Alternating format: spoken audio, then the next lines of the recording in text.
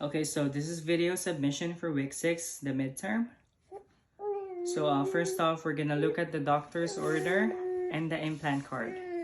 So for the doctor's order, we're gonna have to have the, in order for it to be valid, we have to have the patient's name and the patient's date of birth. And then the diagnosis or diagnosis code, type of MRI or procedure we'll be doing, the doctor's name, contact information, and signature, which everything is on here. And for the implant card, it says that it is MR conditional. The stent is safe to scan immediately after placement under static magnetic field of 1.5 Tesla or 3 Tesla. Okay, so before we enter the room to get it set up, we have to demedalize. So we're gonna have to do the pat down, check for our keys, phones, wallets, jewelry, and then make sure we have nothing on us, empty pockets and everything. And then we're gonna walk through the setup to get the scan room ready. We have to make sure we disinfect everything, all high touch surfaces, all patient care areas. Have to disinfect the doorknobs, the MRI table, coils, and the paddings that were used. We have to place clean linens, pillowcases, and blankets.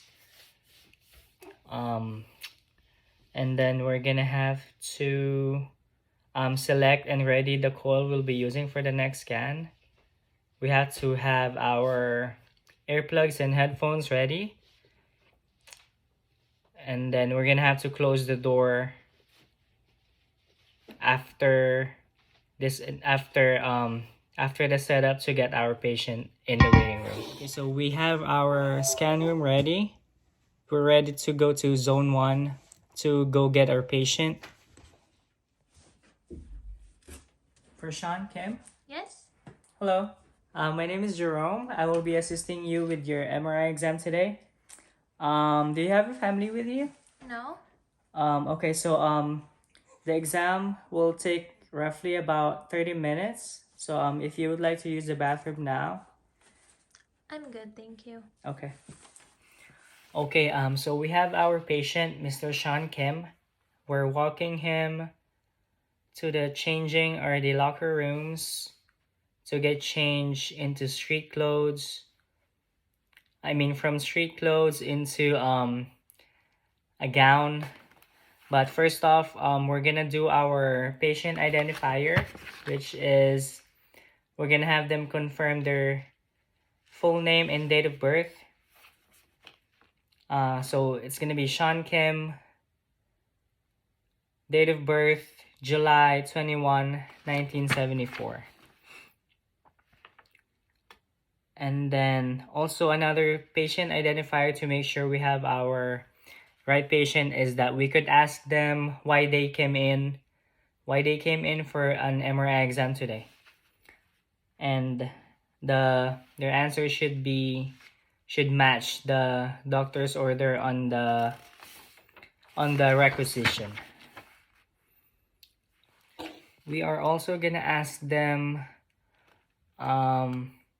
about some kind of medical history, like what happened to their head, did they injure themselves, or is there any bruising, discoloration, or do they feel any pain? Basically what happened, or how long ago, or how long since it started, and then if they have any open wound, or is there anything that they do that makes the pain better or worse. Also, in zone 2, we're gonna have to instruct our patient into changing from street clothes into gowns. We're gonna tell them how to put the gown on, which is, so the gown is, you have to put it on backwards. The opening would be on the back, and then we're gonna tie it on the back. And then we're gonna have to instruct the patient, Mr. Kim, to lock up everything, their valuable items, all metals, cell phones, wallets, keys, all their jewelry, anything hanging, anything metal on their body, or they might have like some kind of insulin pump. And then we're gonna go over their screening form. We have to read it from top to bottom.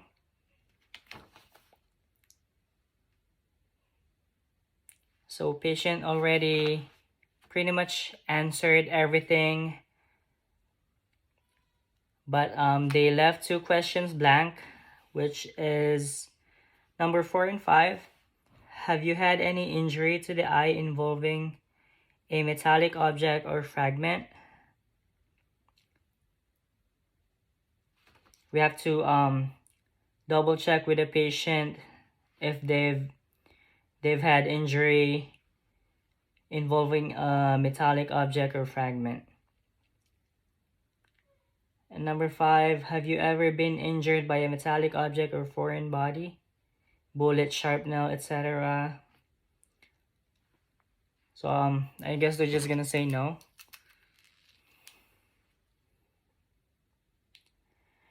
Pretty much everything. Oh, they checked yes on diabetes.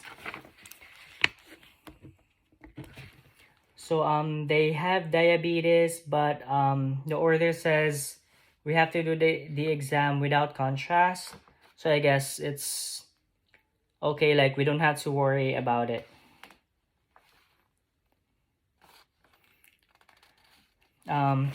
The date is left blank, so I guess we're gonna have to put the date. 11/13/22.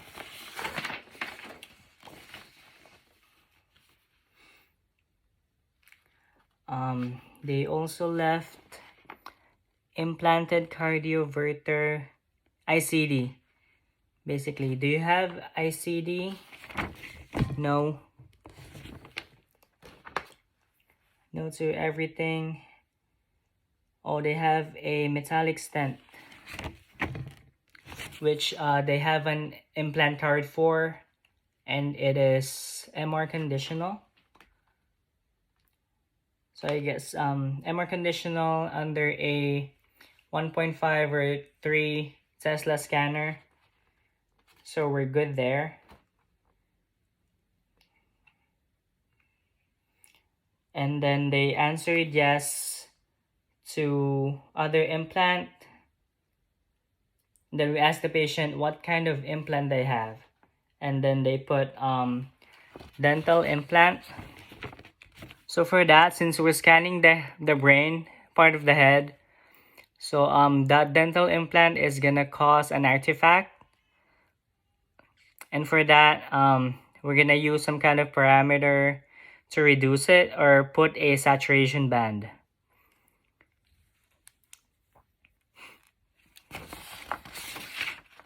Alright, so as we go through the screening form, as we complete it with them, we have to also ask them do the flight attendant question, like have you had any surgeries in the brain, in your eyes, in the ears, in your heart? And then we're gonna have to ask them have you worked with any metals such as like welding or steel work or cutting metal, any type of metal work, because they might have like leftover metal in their eyes, even a tiny bit. That's why we have to ask those kind of flight attendant questions to make sure we're safe and good to go.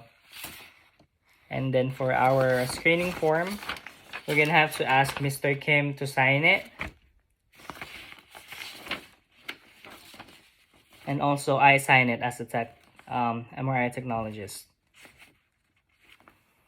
Okay, so we've done our screening form. Patient and the technologist signed it. Now we're gonna head into zone 3 to finalize everything, do our last minute questions, make sure the screening form is 100% complete, and then we have to scan the screening form into the system if we haven't or the scheduler haven't already. And then we're gonna input an accurate weight on the system for accurate SAR calculations. Okay, so we got our patient ready to go to zone 4.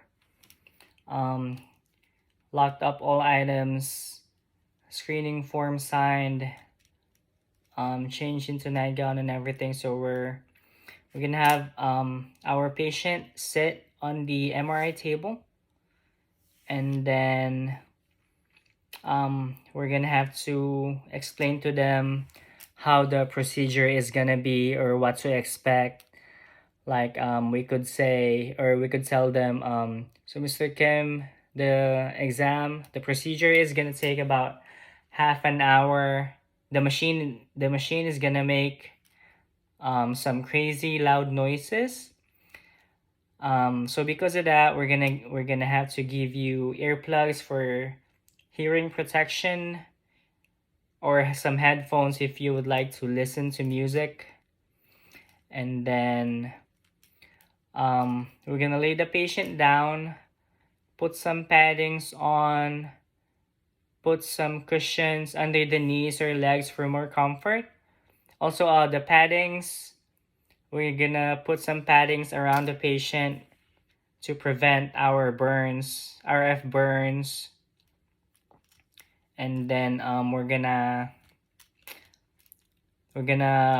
select and put our head coil,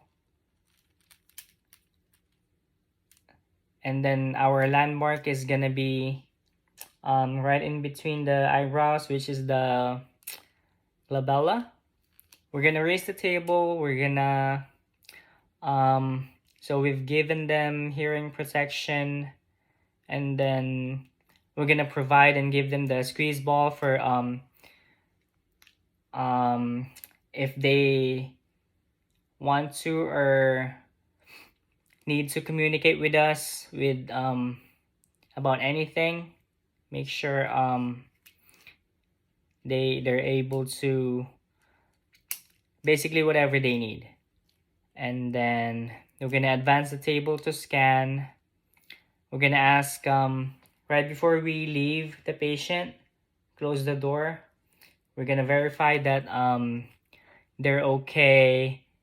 We're gonna also ask if they have any questions whatsoever, and then we're gonna tell them to stay very still during the procedure, so it doesn't cause any motion, and that we can get better images. Okay, and then our patient, Mr. Sean Kim, is ready for the scan, laying on the table with everything, hearing protection, paddings, coils, and everything. So now we're gonna plan our axial, sagittal, and coronal images. So for our axial sequence planning, our slice angulation would be parallel to the genu and splenium of the corpus callosum, and our coverage would be from the foramen magnum up to the vortex of the skull. For our coronal sequence plan, our slice angulation would be parallel to the brainstem